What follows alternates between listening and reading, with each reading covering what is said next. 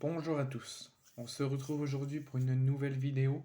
On va commencer à s'introduire dans la fin de saison, à commencer à s'introduire dans l'été 2024, puisque la Ligue 1 va nous dire au revoir et va se terminer ce soir à un petit peu plus de minuit, puisqu'il y aura la toute dernière journée, la 34e ultime dernière journée de Ligue 1, où tout est encore jouable.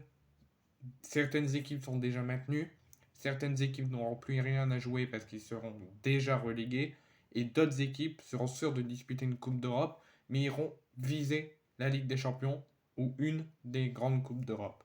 Donc tout va être encore explosif et tout va être encore jouable, puisque même ceux qui sont déjà maintenus en Ligue 1 et qui ne descendront pas auront quand même un enjeu, c'est de finir sur une bonne note cette saison 2023-2024, pour mieux envisager la saison 2024-2025. Donc on va commencer à penser sélection, à penser de la période estivale. On va aller se diriger en Allemagne, où on va parler tous ensemble de l'Euro 2024, qui aura lieu donc du 14 juin jusqu'à la fête nationale du 14 juillet, où on espère bien évidemment retrouver l'équipe de France. Donc on parle de l'équipe de France qui va jouer donc jusqu'au 14 juillet euh, l'Euro, avant de laisser place aux Jeux Olympiques et Paralympiques, où on retrouvera l'équipe de France de Thierry Henry. Mais d'abord, avant ces Jeux Olympiques, il y aura l'Euro 2024 en Allemagne, qui se clôturera, comme je vous l'ai dit, le 14 juillet et qui commencera le 14 juin.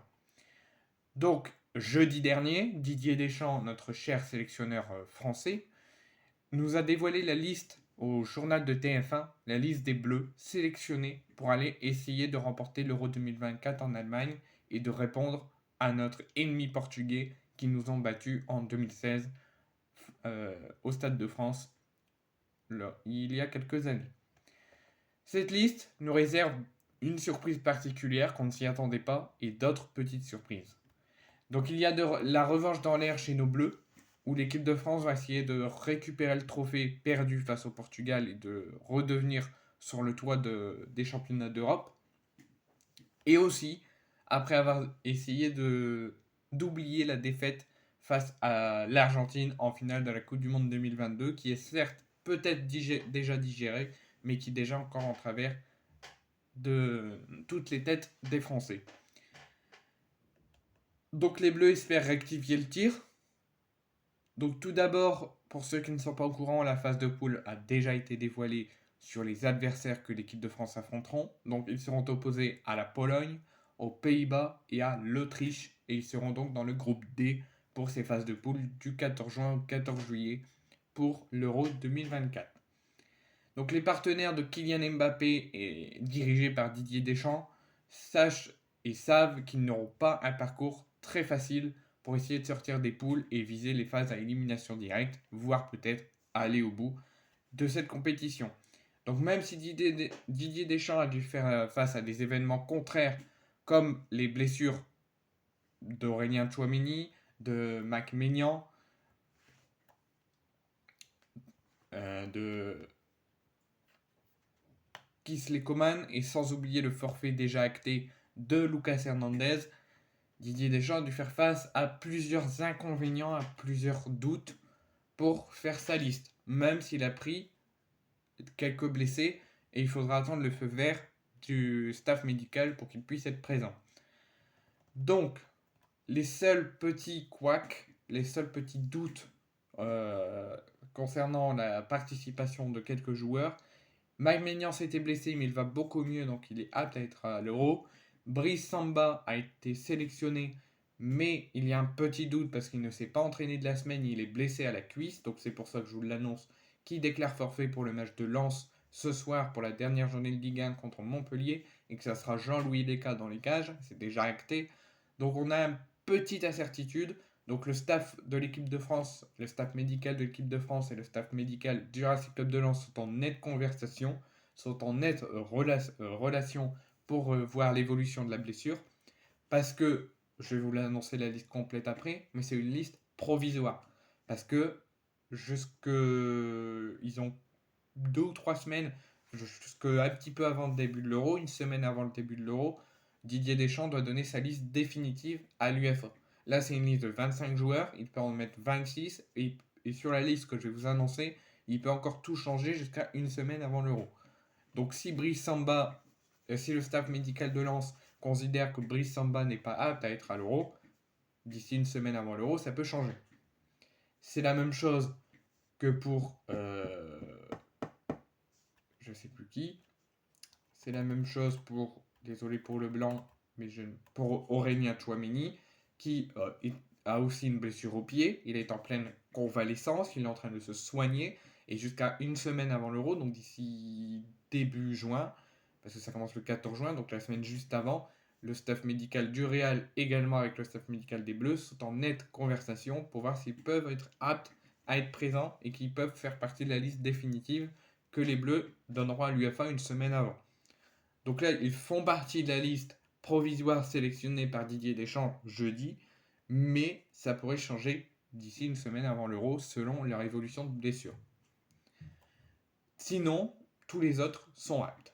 Donc gardien de but, Mike Maignan, AC Milan, Brice Samba, Lens, Alphonse Areola. Donc ça ne change pas toujours les trois mêmes à chaque rassemblement. Défenseur, Théo Hernandez, le retour, la première surprise de cette liste, le retour de Ferland Mendy, Benjamin Pavard, Ibrahima Konaté, Jonathan Klaus, Jules Koundé, William Saliba et Dayot Upamecano. Donc là, la seule surprise, c'est Ferland Mendy qui est sélectionné. Milieu de terrain, Adrien Rabiot, Antoine Griezmann, Aurélien Tchouameni, mais tout reste en suspens jusqu'à la liste définitive qui va être donnée à l'UEFA une semaine avant le début de la compétition, parce qu'il est en phase de convalescence et les deux staffs médicaux sont en nette conversation pour savoir s'il est apte. Eduardo Camavinga, le jeune Warren Zaïre-Emery, Youssouf Fofana et le retour totalement inattendu d'Enkelo Kanté, qui va faire son retour plus de 3 ans après avoir quitté l'équipe de France. Donc c'est une des incroyables surprises de cette liste, si n'est qu'avec le retour de Ferland Mendy. Attaquant, Bradley Barcola, première fois en A. Il a tout le temps été pris en équipe de France, mais c'était que en équipe de France jeune, espoir, avec Thierry Henry. Il fait sa première sélection avec les Bleus. Kingsley Coman, Kylian Mbappé, Marcus Thuram, Olivier Giroud, Randal Colomwani et Ousmane Dembélé. Donc si on conclut, notre cher Jonathan Klaus est en bleu. Je suis très content pour lui au vu de la saison compliquée qu'il a vécue avec l'OM. Bon, il y a une petite polémique avec la vidéo qu'on a vue de Jonathan Klaus devant l'annonce de la liste, très heureux avec les bras en l'air qui hurle tellement qu'il est heureux d'être à l'Euro. Plein de supporters de l'OM s'en sont pris à lui sur les réseaux et à sa femme. Sa femme a réagi. Certes, Jonathan Klaus a fait une bonne saison mais pouvait faire mieux. Mais si la saison a été chaotique de l'OM cette saison, l'une peut-être des pires saisons de l'OM, ce n'est pas que à cause de Jonathan Klaus. Il faut arrêter de s'en prendre que sur des cas individuels. C'est sur l'esprit collectif. Ce n'est pas sur un seul joueur. Imaginons que Paolo Lopez a fait une saison de merde, c'est pas de sa faute à lui. C'est une mauvaise gestion du club et une mauvaise gestion collective. Tout simplement. Si l'OM a mal fait sa saison, c'est la mauvaise gestion de l'équipe, l'instabilité au sein du club avec les multiples changements de coach, les tensions, mais c'est surtout le collectif. On gagne et on perd en collectif. S'il y a un joueur qui fait quelque chose de mal, c'est le collectif qui prend. C'est qu'il y a quelque chose qui ne va pas avec le collectif. Là, ce n'est pas que Jonathan Klaus qui a fait de la merde cette saison. C'est toute l'équipe qui a fait des belles choses, surtout en Coupe d'Europe, mais des fois qui a fait des choses merdiques. Donc, je suis très heureux pour Jonathan Klaus qui soit à l'Euro. Je ne pense pas qu'il y ait l'Euro en tête, qu'il y a eu l'Euro en tête toute la saison, surtout lors de la deuxième partie de saison. Je pense qu'il a aussi mis tant de courage et tant d'envie, tant d'intensité avec l'OM. C'est juste que l'équipe n'avançait plus, n'y arrivait plus. Et du coup, Jonathan Klaus ne pouvait rien faire, ne pouvait pas mettre toute son énergie. Je suis content également pour Brice Samba, qui va jouer une de ses plus grandes compétitions internationales avec les Bleus. Il avait été pris que sur des petits rassemblements de matchs amicaux, tout ça, ou matchs de préparation. Là, il va jouer sa première grande compétition.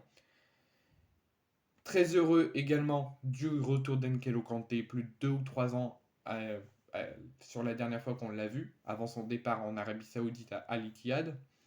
On ne pensait pas le revoir, finalement il est de retour, je suis très content pour lui. Et puis voilà. Sinon c'est une liste assez classique, sauf quelques petites surprises, quelques retours inattendus. Et en espérant que cette liste aille au bout, que cette liste, qu'elle soit provisoire ou définitive, nous emmène vers le sacre en Allemagne.